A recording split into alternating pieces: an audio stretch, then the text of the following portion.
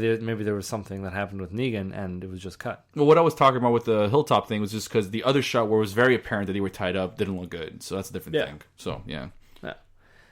Anyway, I don't know. We'll probably either find out or we won't. Those are the options, right? It's going to bother me. Like, what's on his wrist?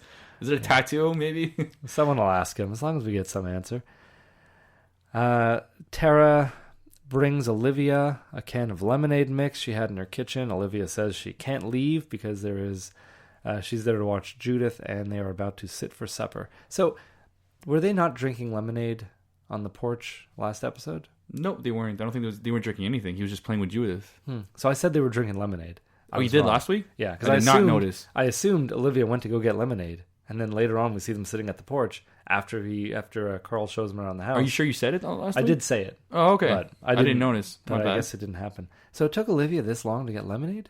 Well, this long. That could have been like maybe an hour. Wow. Since we last time. Well, of course, everything seems... Negan had time to shave. He had time to look at the running water, wiggle his toes, play some darts. No, he asked her... Didn't he ask her? Oh, yeah, you're right. Yeah, it was before that. Yeah, I don't know. Well, start to cook pasta sauce. It gets even worse, actually, when Spencer comes back, actually.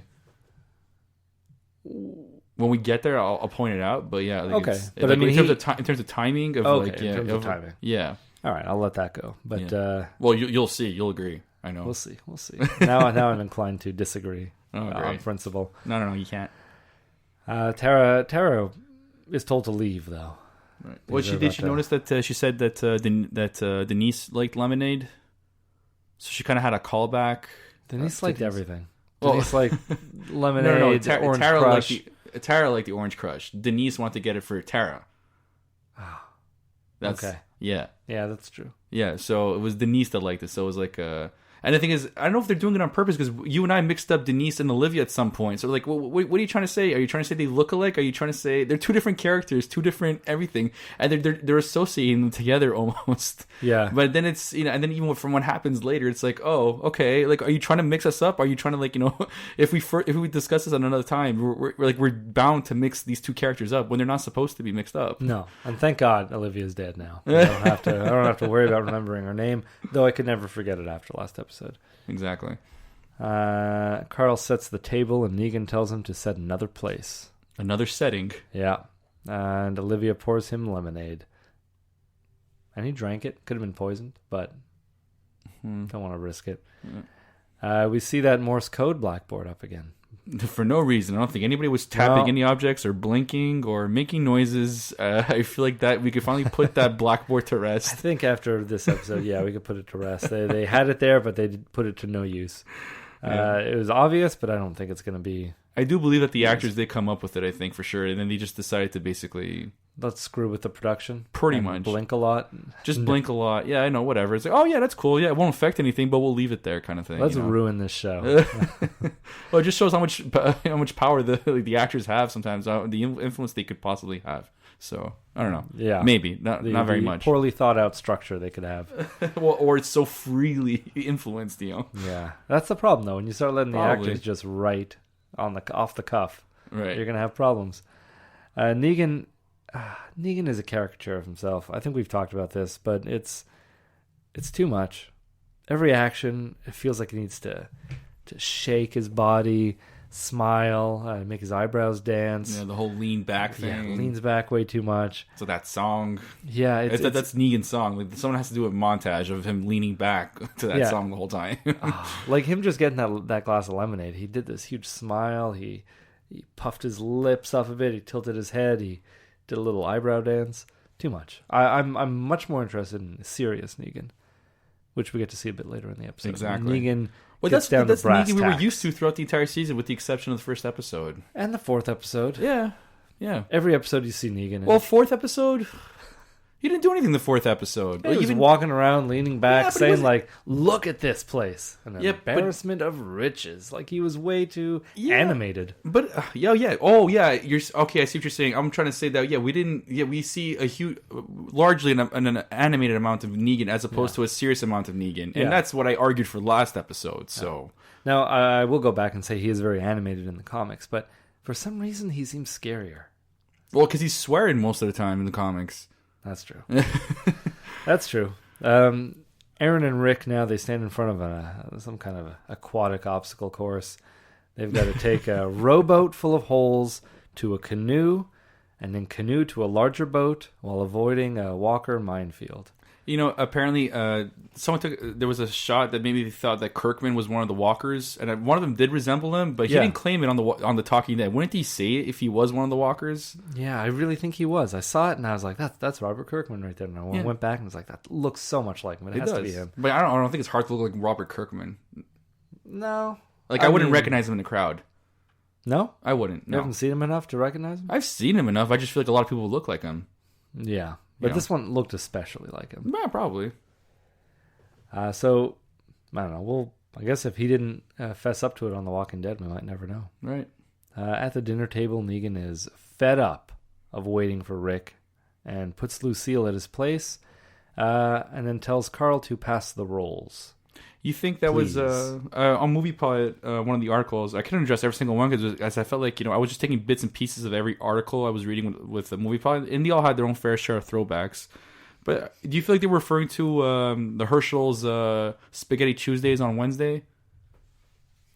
Not at all. No. No, you don't think so? I don't. I'm bringing it up because you see what you think. I mean, it could be. I don't, because I think you've watched it recently. I don't know when that happened exactly. So it was such a small scene. Oh, they make a big thing out of everything. They do. Movie Pilot, Movie Pilot or everybody. Yeah, but it's like that's not something that's important. How would Negan has never met?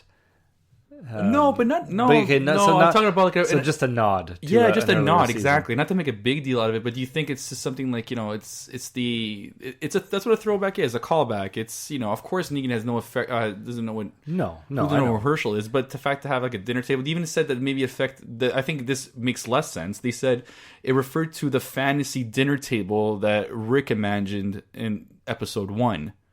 See, that's a better crossover to think about because that happened recently and it was a dinner table, right? But like a very it's a very skewed. small likeness to it. Very small. It's not the ideal dinner. The ideal dinner table is what we imagined, and this is the one we're getting. Yeah. Or maybe am I mixing it up with when Negan said I fed him spaghetti, and then I don't know if that was, but no, I think that's just a line. So I don't think that's just a line. Yeah, it's just a line. Okay, I'm no better than the people I'm writing this down for. You're spreading. Well, that's what it's there for. So I'm continuing to spread it, and whether we like it or we don't like it, we'll just say it. That's all. That's what it's there for. It's there to spread, and then everything is there to spread, and you criticize. You say whether you agree or you don't. That's what we do. Or you don't mention it, and no one ever hears about it, and it gets buried. No, we want to see what everybody comes up. You want to hear or see what everybody sees. I'm calling it right now. The Spaghetti Tuesdays. Fine, I don't care. I'm not going back to the spaghetti anymore until we address it later on. So I'll even pay less. You're going to go back to the spaghetti. No, I'm not. This whole scene to me.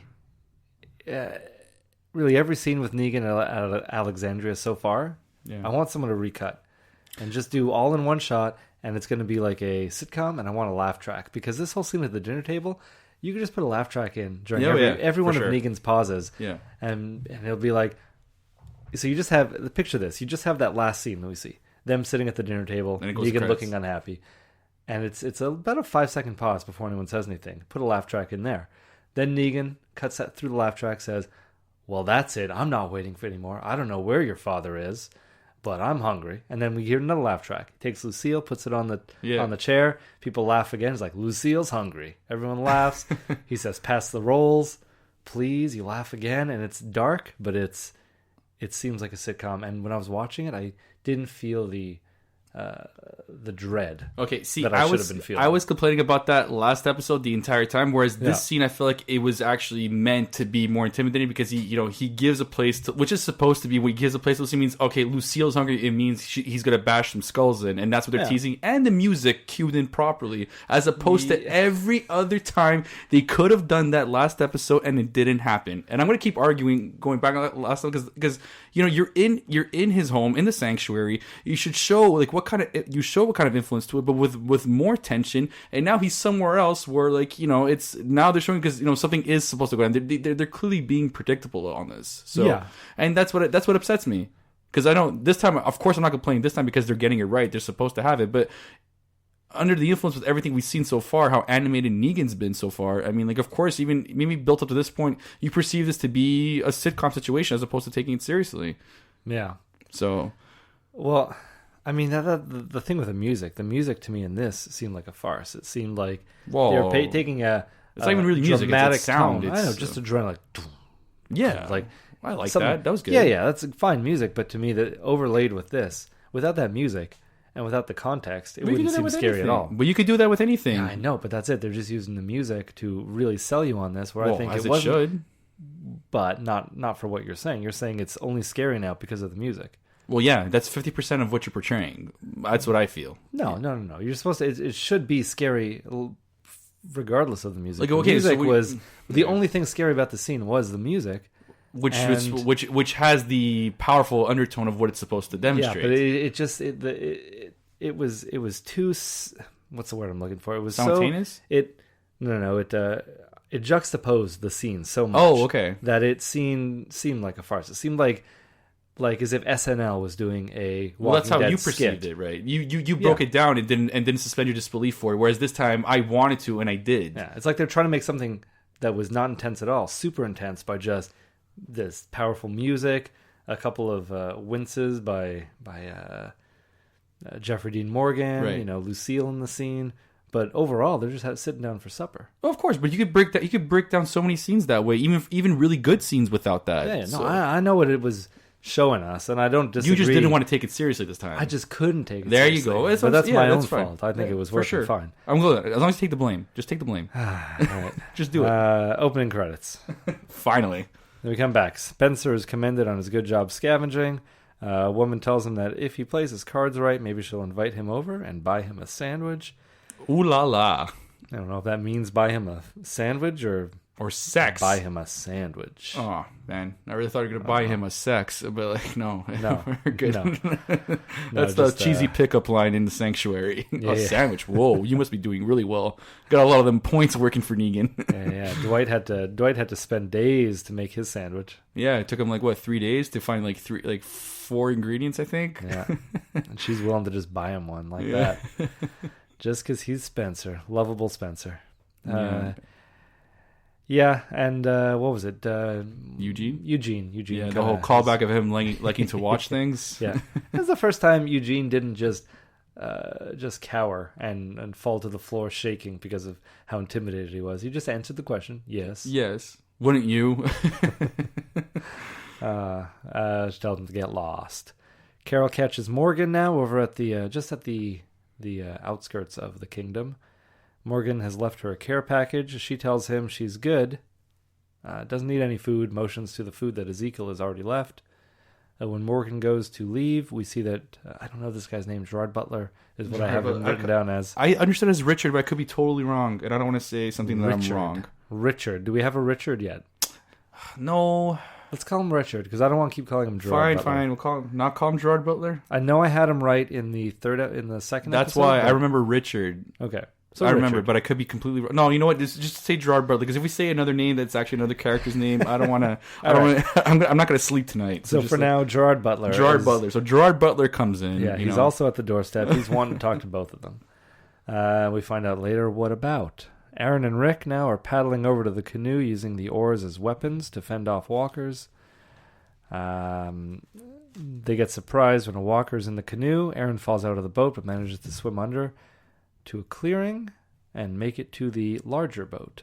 This scene was so underwhelming because it looked so threatening. Then all you had to do was basically swim and be okay. Well, basically, if you think about it, if you use your mind, those walkers aren't going to go underwater. They're not exactly going to swim down to see where you are. Yeah, all you have to do is open your eyes, which could be bad for your eyes, because it's really dirty water, but real dirty, full of dirty, so much membrane, mucus. If Aaron doesn't get a disease just based on unless he drank it.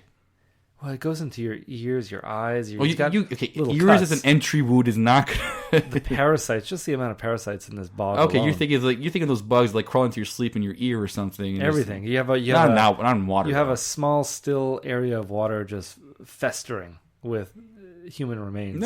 For argumentative sake, they could be so immune to it because they've been exposed to the worst disease ever and haven't died yet. So yeah, maybe. So, but hey, all this to say, they didn't have to go in the canoe. It didn't seem like the canoe helped very much. No, it didn't. Did they even get into it? Sorry? Did they even get into it? Yeah, Rick did. Yeah, with the life jacket. Okay.